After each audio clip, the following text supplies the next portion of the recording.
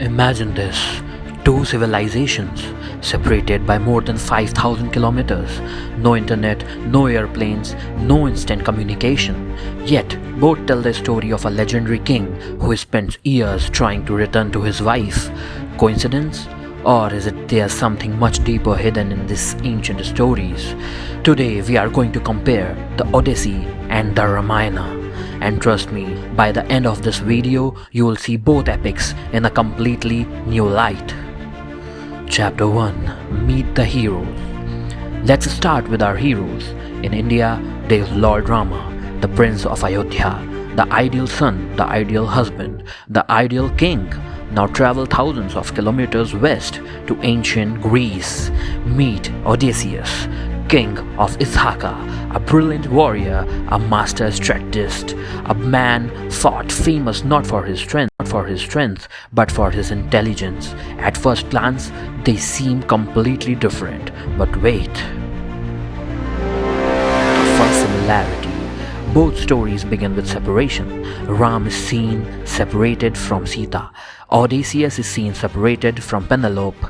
Years pass, kingdoms wait, families suffer, yet neither queen gives up hope. Sita waits, Penelope waits. One waits in Lanka, the other waits in Ithaca. Thousands of kilometers apart, yet both become symbols of unwavering loyalty.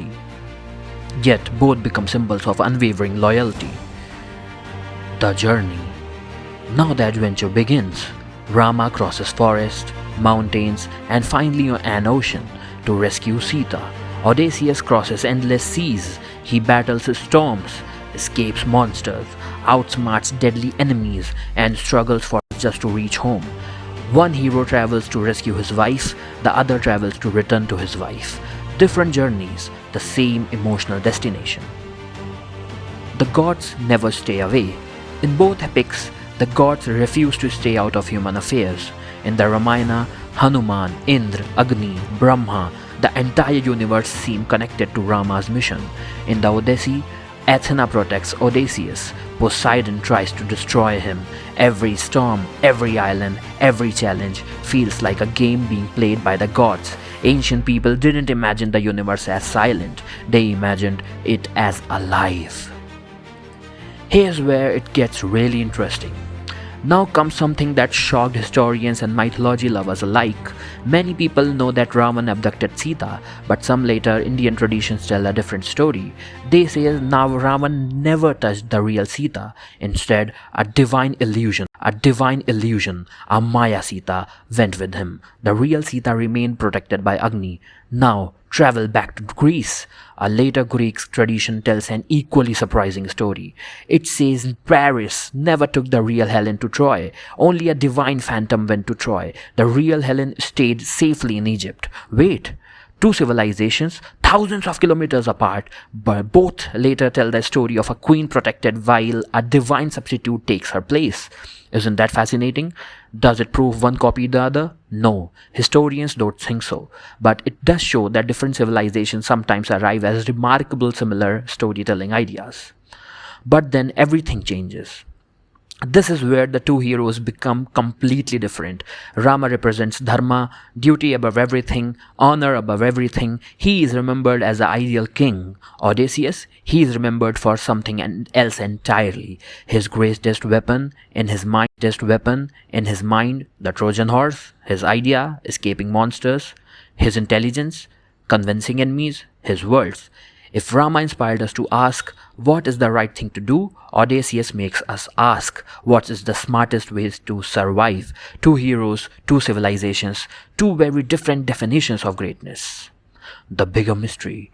So why do these stories feel so similar? There are three possibilities. First, pure coincidence.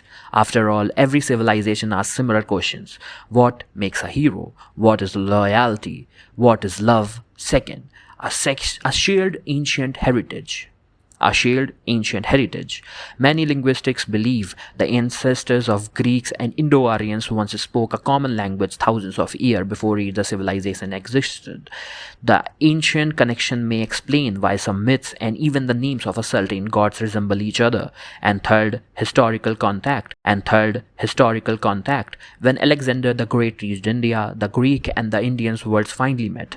Trade, ideas, art, and philosophy began flowing in both directions. But by then, both the Ramayana and the early Greek epics already has deep roots of its own. Ending. So, did the Ramayana inspire the Odyssey? No evidence says that. Did the Odyssey inspire the Ramayana? Again, no evidence. What we do know is something even more beautiful. Across continents, across languages, across thousands of years, human beings kept asking the same questions. How far would you go for the person you love? What makes a true hero? In strength greater than wisdom. Is strength greater than wisdom, or is the greatest victory returning home a better person than what you left? Perhaps that's why these stories have survived for thousands of years, not because they belong only to India or only to Greece, but because they belong to humanity.